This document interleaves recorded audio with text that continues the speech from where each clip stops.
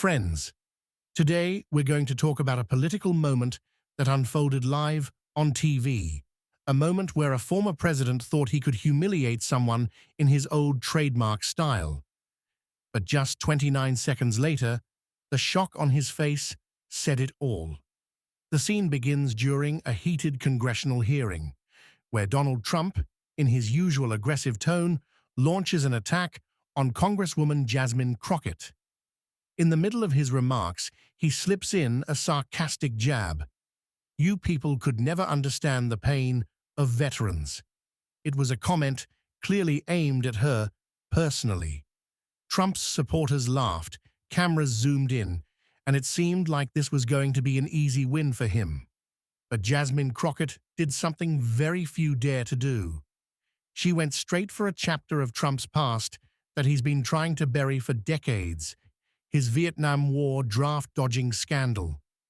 Jasmine calmly picked up her microphone and said, "Mr. Trump, when our soldiers were fighting in Vietnam, you used a medical excuse to have your name removed from the draft list, an excuse that was later proven questionable."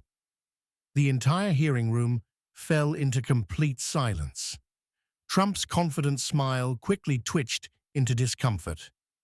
He tried to change the subject immediately, but Jasmine pressed on, citing records, specifically a 2018 New York Times report that detailed how Trump's father's doctor had written a note claiming bone spurs as a reason he couldn't serve, a diagnosis that was never officially verified. She added, "Sir, when you talk about understanding the pain of veterans, perhaps you should have first walked in their shoes, but you never even wore those boots." At this point, Trump was visibly unsettled, his hands fidgeting on the table, glancing at his aides as if looking for help. Jasmine strengthened her point further. "I am here to defend the rights of veterans, not to mock them. And this nation will remember who stood with them, and who only pretended to be patriotic for the cameras."